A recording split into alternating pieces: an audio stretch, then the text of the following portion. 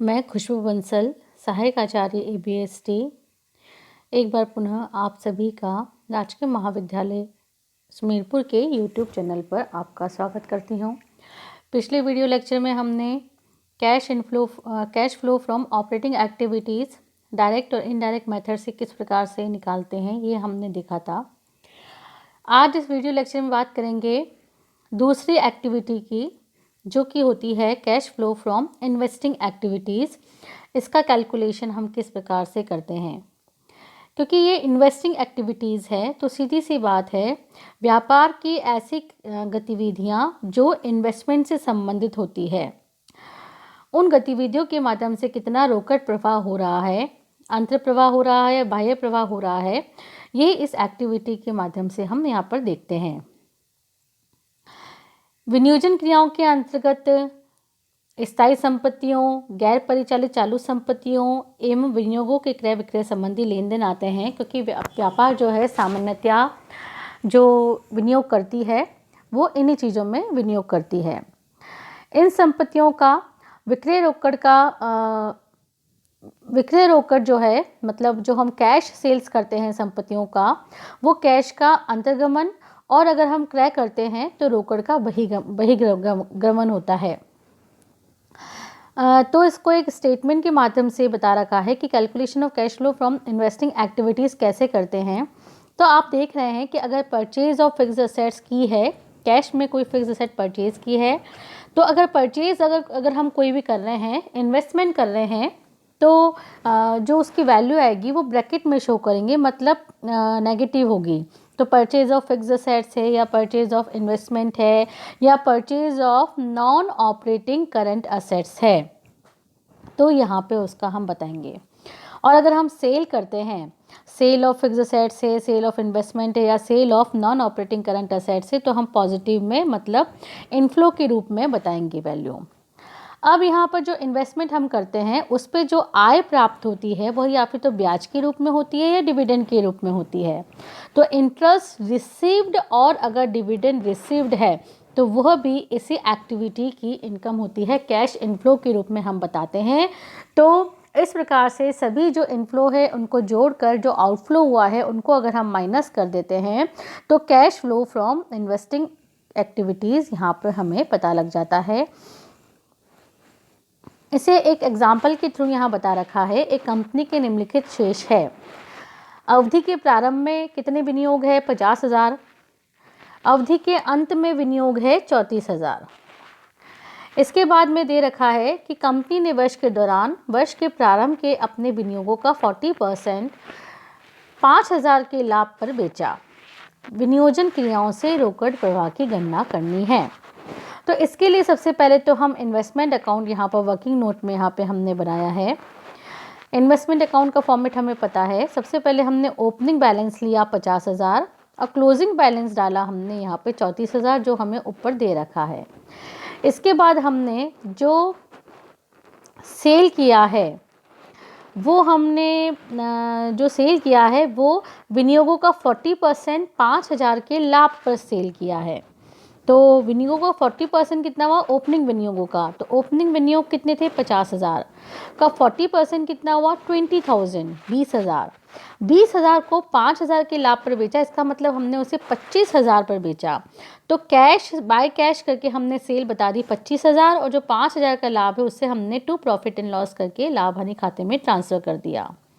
अब इस अकाउंट का जो बैलेंसिंग फिगर है वो बताता कि हमने और कितना कैश में इन्वेस्टमेंट और कितना किया है, परचेज ऑफ इन्वेस्टमेंट कितना है। तो अब यहाँ पर ये तो हमने इन्वेस्टमेंट अकाउंट बनाया, इसके थ्रू हम बताएंगे कि cash flow from investing activities में कौन कौन सी मदें आएगी। तो दो ही मदें आती है, एक तो क्रय और एक विक्रय।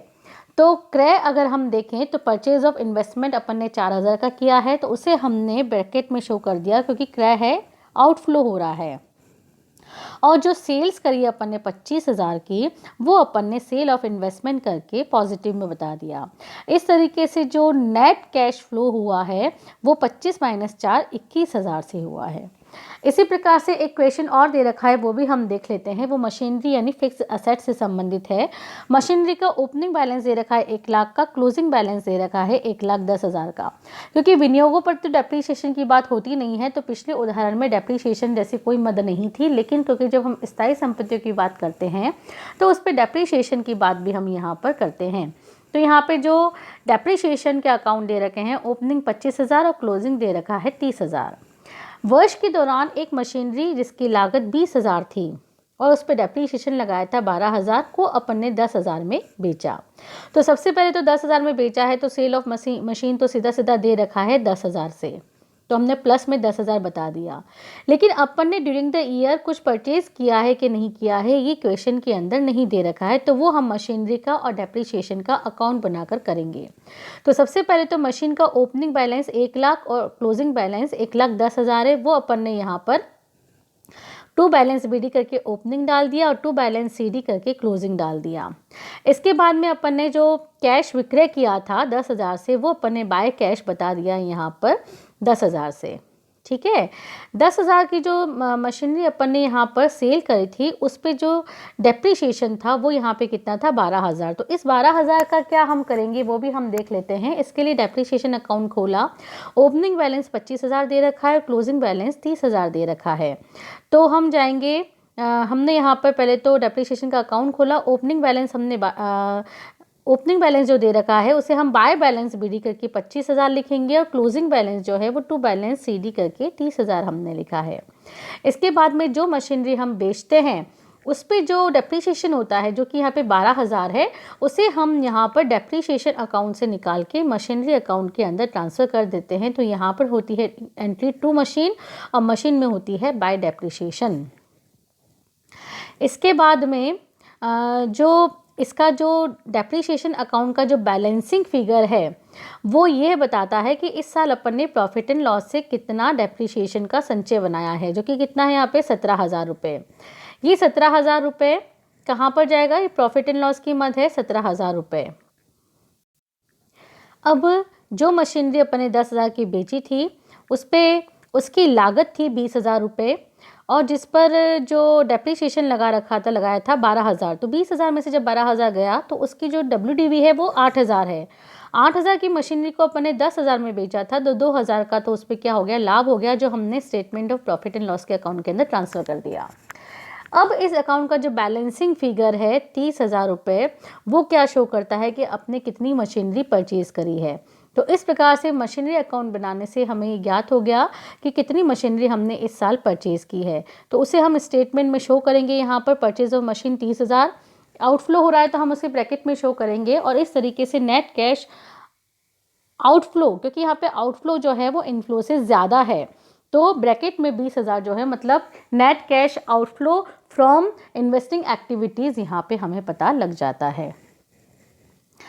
अब जो नेक्स्ट और लास्ट एक्टिविटी होती है वो होती है cash flow from financing activities. इसमें हम उन एक्टिविटीज़ को, उन गतिविधियों को लेते हैं जो कि किसी व्यवसाय के वित्त से संबंधित होती है, फाइनेंस से संबंधित होती है, मतलब जिन जिन सोर्स से फंड रेस किया जाता है वो सब गतिविधियां जो है वो इस कैटेगरी में, इस एक्टिविटी में आती है। जैसे कि अंशों और ऋण पत्रों का निर्गमन है, ऋण प्राप्त करना है, पूर्वाधिकार अंशों का शोधन करना है, ऋण पत्रों का शोधन करना है, ऋण का पुनः भुगतान करना है, उन पर ब्याज और लाभांश का भुगतान करना है। ये सभी एक्टिविटीज़ जो है फाइनेंसिंग एक्टिविटीज़ में आती है। दूसरे शब्दों में कहूँ, जो बैलेंस शीट की लायबिलिटी साइड होती है वो फाइनेंसिंग एक्टिविटी से संबंधित होती है और जो एसेट साइड होती है वो इन्वेस्टिंग एक्टिविटी से संबंधित होती है। तो कौन कौन सी मदी यहाँ पर आ सकती है, इनफ्लो कहाँ से होगा, अगर हम इश्यू ऑफ शेयर कैपिटल अगर हम करते हैं तो पैसा आएगा संस्था के पास में, इश्यू ऑफ डिबेंचर करते हैं तो पैसा आएगा, या फिर हम कोई लॉन्ग टर्म बोरोइंग्स लेते हैं, बैंक ओडी को इंक्रीज़ करते हैं तो इनसे पैसा आता है, तो उसे हमने पॉजिटिव में बता रखा है। पैसा जाता कब है, जब हम रिडम्पशन करते हैं, प्रेफरेंस शेयर का, डिबेंचर का रिडम्पशन करते हैं, लॉन्ग टर्म या शॉर्ट टर्म बोरोइंग का पेमेंट करते हैं, कोई लीज लायबिलिटी का पेमेंट करते हैं, ठीक है। और इनके ऊपर हम क्या करते हैं, जैसे इन्वेस्टिंग एक्टिविटीज़ में तो क्योंकि हमने इन्वेस्टमेंट किया था तो हमें इंटरेस्ट और डिविडेंड प्राप्त हुआ था, तो अगर इंटरेस्ट और डिविडेंड रिसीव्ड है तो वो जाएगा इन्वेस्टिंग एक्टिविटीज़ में। लेकिन इंटरेस्ट और डिविडेंड अगर हम पेड करते हैं तो कहीं ना कहीं वो हम कैपिटल और लोन्स के ऊपर ही पे करते हैं, तो वो आता है फिनेंसिंग एक्टिविटीज़ में, तो वो यहाँ पर आ जाएगा। तो इस तरीके से उसे भी हम नेगेटिव में बताएंगे और उसका जो एडजस्टमेंट है वो करने के बाद में जो नेट कैश फ्लो आ जाता है फ्रॉम फाइनेंसिंग एक्टिविटीज़। इसको भी हम एक उदाहरण के द्वारा समझ सकते हैं। यहाँ पर दे रखा है equity share capital opening closing, preference share capital, debentures, loan, bank overdraft, इन सबके ओपनिंग और क्लोजिंग बैलेंसेस दे रखे हैं। तो इक्विटी शेयर कैपिटल को अगर हम देखें तो ओपनिंग 4 लाख की है और क्लोजिंग 5 लाख की है। इसका मतलब कहीं ना कहीं हमने 1 लाख रुपए से कैपिटल रेज करी है, तो पैसा आया है तो हमने उसे पॉजिटिव में बताया है। इसके बाद में जो प्रेफरेंशियल कैपिटल है वो पहले भी 1 लाख थी, अब भी 1 लाख है, that means there is no changes in preferential capital. उसके बाद डिबेंचर्स को अगर हम देखें तो पहले 2 लाख के थे, अब 1.5 लाख के हो गए। इसका मतलब 50,000 से हमने डिबेंचर्स का शोधन किया है, पैसा गया है, तो रिडम्पशन ऑफ डिबेंचर यहाँ पे आ गया है नेगेटिव में 50,000 से। उसके बाद में लोन फ्रॉम बैंक की अगर हम देखें तो 1 लाख था, 1,25,000 हो गया, मतलब 25,000 से हमने और रेस किया है, तो वो भी हमने पॉजिटिव में बता दिया। इसके बाद में बैंक ओवरड्राफ्ट 20,000 से कितना हो गया 30,000, तो 10,000 से ये भी इंक्रीज हुआ है बैंक ओवरड्राफ्ट भी। नेक्स्ट यहाँ पर दे रखा है वर्ष के दौरान समता पूंजी पर 10% डिविडेंड दिया है। तो कितनी है कैपिटल, 4 लाख है अगर इक्विटी शेयर कैपिटल, तो उसका 10% हमने 40,000 लाभांश पेड किया, तो ये भी नेगेटिव में बताया।